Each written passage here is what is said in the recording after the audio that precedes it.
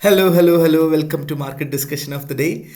Today, December 6th, 2024, Friday ആണ്.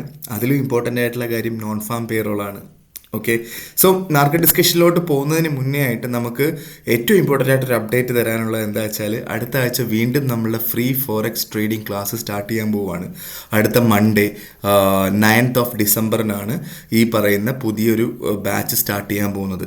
Okay, കഴിഞ്ഞ batch 25th നവംബറിൽ സ്റ്റാർട്ട് ചെയ്ത ബാച്ചിലുള്ള എല്ലാ ആൾക്കാരും തന്നെ ക്ലാസ് കോഴ്സ് കംപ്ലീറ്റ് ചെയ്തു. ഇപ്പോൾ ഒരു ഡെമോ അക്കൗണ്ടിൽ ട്രേഡ് ചെയ്തുകൊണ്ടിരിക്കുകയാണ്. അതിൻ്റെ കൂടെ അവർ എന്താ പറയുക, മാർക്കറ്റ് ഡിസ്കഷൻ എന്ന് പറഞ്ഞൊരു പ്രോഗ്രാമും അറ്റൻഡ് ചെയ്തു, ഡെമോ അക്കൗണ്ടിൽ ട്രേഡ് ചെയ്തുകൊണ്ടിരിക്കുകയാണ്. ഓക്കെ, സോ നമ്മുടെ കോഴ്സിൻ്റെ കാര്യം പറയുകയാണെന്നുണ്ടെങ്കിൽ 2 ആഴ്ചത്തെ ക്ലാസ്സാണ് ഉണ്ടാവുക. എല്ലാ ദിവസവും 1 മണിക്കൂർ മാത്രം നീണ്ടു നിൽക്കുന്ന ഒരു ക്ലാസ് ആയിരിക്കും. ഓക്കെ, സോ ഈ ക്ലാസ് കഴിഞ്ഞ് കഴിഞ്ഞാൽ നമുക്ക് ഒരു ഡെമോ അക്കൗണ്ടിൽ തരും. ആ ഡെമോ അക്കൗണ്ടിൽ വെറുതെ പോയി ഒരു ക്ലൂലെസ് ഇല്ലാതെ ചെയ്യണം എന്നല്ല ഞാൻ പറയുന്നത്. ആ എല്ലാ ദിവസവും ഒരു 15 മിനിറ്റത്തെ ഒരു ലൈവ് മാർക്കറ്റ് ഡിസ്കഷനും നിങ്ങൾക്ക് ഉണ്ടാവുന്നതായിരിക്കും. ഓക്കെ, സോ ഇത്രയും കാര്യങ്ങളാണ് നിങ്ങൾക്ക് കിട്ടുക. അതിൻ്റെ കൂടെ അതിനുശേഷം നിങ്ങൾ റിയൽ അക്കൗണ്ട് എടുക്കുകയാണെന്നുണ്ടെങ്കിൽ, നിങ്ങളെക്കൊണ്ട് ചെയ്യാൻ പറ്റും, നിങ്ങൾക്ക് ഉറപ്പുണ്ടെന്നുണ്ടെങ്കിൽ നിങ്ങൾ റിയൽ അക്കൗണ്ട് എടുക്കുകയാണെങ്കിൽ ഡെയിലി ബേസിൽ 2 തവണ നിങ്ങൾക്ക് ഈ പറയുന്ന ലൈവ് മാർക്കറ്റ് ഡിസ്കഷൻ നിങ്ങൾക്ക് കിട്ടുന്നതായിരിക്കും. ഓക്കെ, സോ ഇതാണ് നമ്മളുടെ ക്ലാസ്സിൻ്റെ പ്രത്യേകത, അല്ലെങ്കിൽ ക്ലാസ് കഴിഞ്ഞിട്ടുള്ള കാര്യങ്ങളുടെ പ്രത്യേകത എന്ന് പറഞ്ഞു കഴിഞ്ഞാൽ. Okay, so coming to market discussion.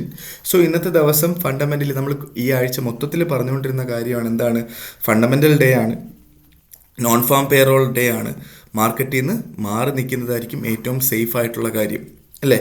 So നമ്മൾ മാർക്കറ്റ് എന്താ പറയുക, നമ്മൾ നോൺ ഫാം പേറോളിൻ്റെ ടൈം നമ്മൾ നോക്കുമ്പോൾ നമുക്ക് ഇന്ന് UK ടൈമിംഗ് 1:30 മണിക്കാണ് നോൺ ഫാം പേറോൾ ന്യൂസ് വരുന്നത്. Okay, so non farm payroll ഉച്ചയ്ക്ക് 1:30 മണിക്കാണ് നോൺ ഫാം പേറോൾ ന്യൂസ് വരുന്നത്. സോ ഇപ്പം ഫോർകാസ്റ്റോ പ്രീവിയസ് എന്തോ ആയിക്കോട്ടെ, ഉറപ്പായിട്ടും ഇത് ഭയങ്കരമായിട്ടുള്ളൊരു മാറ്റങ്ങൾ ഉണ്ടാക്കാൻ പോസിബിലിറ്റി ഉള്ളൊരു കാര്യമാണ് ഈ പറയുന്ന നോൺ ഫാം പേറോൾ എന്ന് പറയുന്ന ന്യൂസ്. ഓക്കെ, സോ അത് എന്താ പറയുക, അതുകൊണ്ടിട്ട് മാർക്കറ്റിൽ നിന്ന് മാറി നിൽക്കുന്നതായിരിക്കും ഏറ്റവും ബെറ്റർ ആയിട്ടുള്ള കാര്യം എന്നുള്ളതാണ് പറയാനുള്ളത്. മാർക്കറ്റിൽ നിന്നും കംപ്ലീറ്റ് ആയിട്ട് മാറി നിൽക്കുക.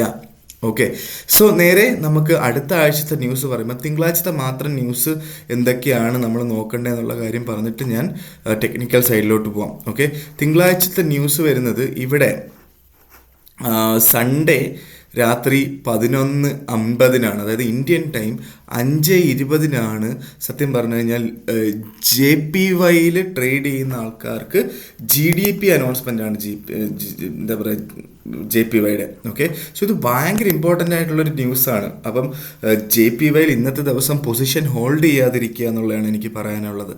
കാരണം നമ്മൾ മാർക്കറ്റിനകത്ത് ഒരു വോളിയമൊക്കെ വരുന്നതിന് മുന്നേ നമ്മളൊക്കെ ഇന്ത്യയിലുള്ള ആൾക്കാരൊക്കെ ഉറങ്ങുന്ന സമയത്തായിരിക്കും ഈ ഒരു ന്യൂസ് വരുന്നത്. അതുകൊണ്ട് JPYന്ന് പൊസിഷൻ എല്ലാം കട്ട് ചെയ്തിട്ട് മാത്രം ഇന്നത്തെ ദിവസം നിങ്ങൾ ക്ലോസ് ചെയ്യുക എന്നുള്ളതാണ് ഏറ്റവും ഇമ്പോർട്ടൻ്റ് ആയിട്ട് എനിക്ക് പറയാനായിട്ടുള്ള കാര്യം.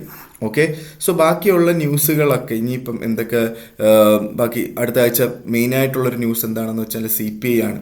ഓക്കെ, CPI വരുന്നത് വെനസ്ഡേ ആണ്. CPI US നിന്ന് വരുന്നത് ഉച്ചയ്ക്ക് വൈകുന്നേരം 6:00 CPI വരുന്നത്. അപ്പം അത് നമുക്ക് അടുത്ത ആഴ്ച അല്ലെങ്കിൽ സൺഡേ നമുക്ക് ഡിസ്കസ് ചെയ്ത് പോകാം എന്നുള്ളതാണ് എന്താ പറയുക അടുത്ത ആഴ്ചത്തെ ഫണ്ടമെൻ്റൽ സൈഡിലുള്ള കാര്യങ്ങൾ. ഓക്കെ, സോ നേരെ നമ്മൾ ടെക്നിക്കൽ സൈഡിലോട്ട് വരുമ്പോൾ, ഫസ്റ്റ് ഓഫ് ഓൾ നമുക്ക് USD JPYയിലോട്ട് വരുമ്പോൾ, JPYന്ന് ഇന്നത്തെ ദിവസം എൻ്റെ അടുത്ത് ചോദിച്ചു കഴിഞ്ഞാൽ JPYന്ന് കംപ്ലീറ്റ് ആയിട്ട് മാറി നിൽക്കാനായിട്ടാണ് ഞാൻ പറയുന്നത്. കാരണം പ്രത്യേകിച്ച് ഓപ്പർച്യൂണിറ്റീസ് ഒന്നുമില്ല, 150 മുകളിലും താഴെയായിട്ട് പോയിക്കൊണ്ടിരിക്കുകയാണ്. അപ്പോൾ അതുകൊണ്ടിട്ട് നമുക്ക് ഇന്നത്തെ ദിവസം ട്രേഡ് ചെയ്യാതെ നമുക്ക് മൺഡേ GDP അനൗൺസ്മെൻറ്റൂടെ കഴിഞ്ഞിട്ട് നമുക്ക് ട്രേഡ് ചെയ്യുന്നതായിരിക്കും ബെറ്റർ. കാരണം ഇന്ന് സപ്പോസ് നമ്മൾ ട്രേഡ് ചെയ്ത് എവിടെയെങ്കിലും ട്രാപ്പായി പോയി കഴിഞ്ഞാൽ മറ്റന്നാൾ GDP അനൗൺസ്മെൻ്റ് ഉണ്ട്. അപ്പോൾ അത് കാരണം ഇന്നത്തെ ദിവസം JPY താൽക്കാലികമായിട്ടൊന്ന് മാറി നിൽക്കുന്നതായിരിക്കും ബെറ്റർ ആയിട്ടുള്ള ഒരു കാര്യം. ഓക്കെ, സോ ഏത് ട്രേഡ് എടുത്താൽ പോലും നമുക്ക് 1:30 മുന്നേ ആയിട്ട് ഇറങ്ങണം. പിന്നെ എന്തിനാണ് നമ്മൾ ഇന്നൊരു റിസ്ക് എടുത്ത് ട്രേഡ് ചെയ്യുന്നത്, അല്ലേ? നേരെ നമ്മൾ യൂറോയിലോട്ട് വരുമ്പോൾ, യൂറോ അപ് ട്രെൻഡ് ആണ്. ഇന്നലത്തെ ദിവസം നമ്മൾ പറഞ്ഞിട്ടുണ്ടായിരുന്നു 1.0500 നമുക്ക് ബൈ ചെയ്യാം. അങ്ങനെ ബൈ ചെയ്ത് ഹോൾഡ് ചെയ്തിട്ടുള്ള എല്ലാ ആൾക്കാരും തന്നെ ഓൾമോസ്റ്റ് ഒരു എത്രയാണ് 90 പിപ്പിന് മുകളിലായിട്ട് പ്രോഫിറ്റായിട്ട് നിൽക്കുകയാണ്.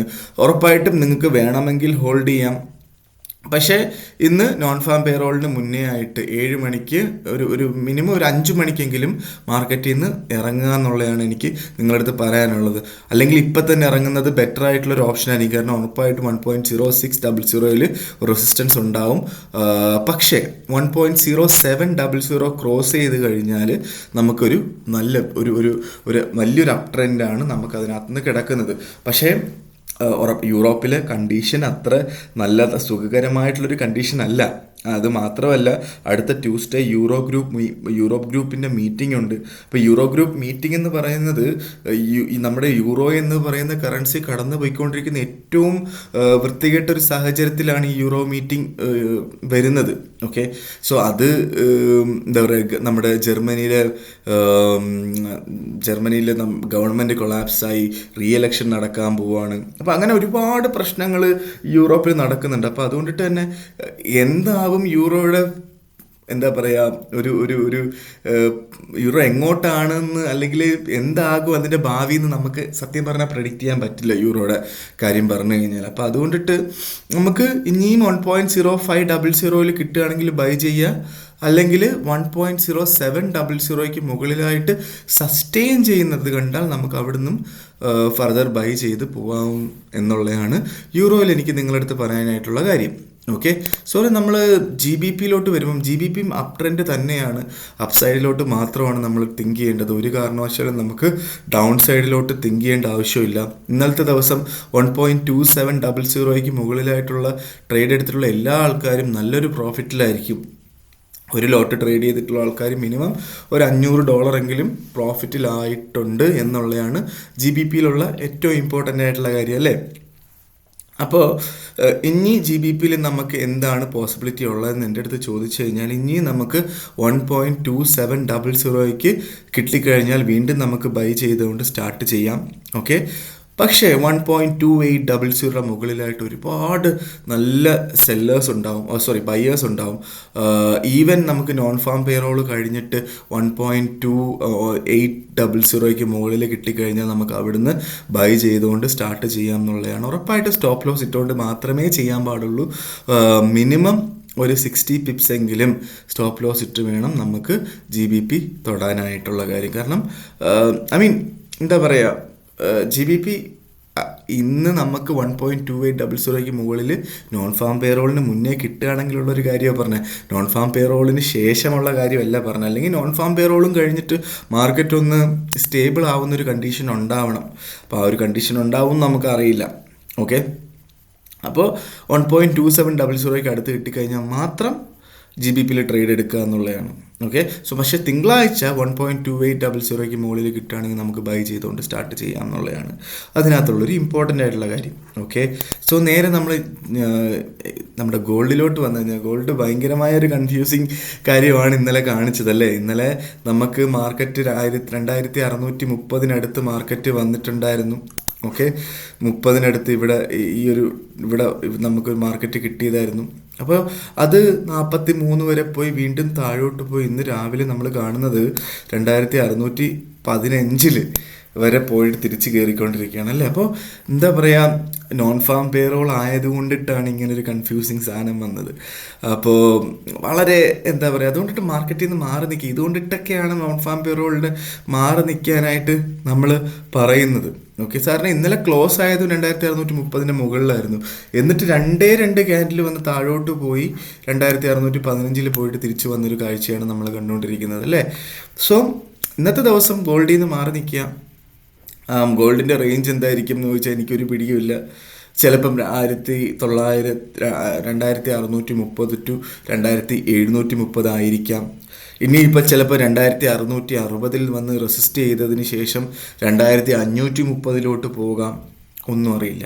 ഓക്കെ, സോ ബെറ്റർ ഗോൾഡിൽ നിന്ന് സ്റ്റേ അവേ ചെയ്ത് മാറി നിൽക്കുക എന്നുള്ള ഒരൊറ്റ കാര്യം ചെയ്യാം. ഇനി ട്രേഡ് ചെയ്തേ പറ്റത്തുള്ളൂ എന്നുള്ള ആൾക്കാർക്ക്, റിസ്ക് എടുക്കണം എന്നുള്ള ആൾക്കാർക്ക് ഉറപ്പായിട്ടും സ്റ്റോപ്പ് ലോസ് ഇട്ടുകൊണ്ട് മാത്രം ട്രേഡ് ചെയ്യുക എന്ന് പറഞ്ഞുകൊണ്ട് ഞാൻ ഇന്നത്തെ മാർക്കറ്റ് ഡിസ്കഷൻ അവസാനിപ്പിക്കുകയാണ്.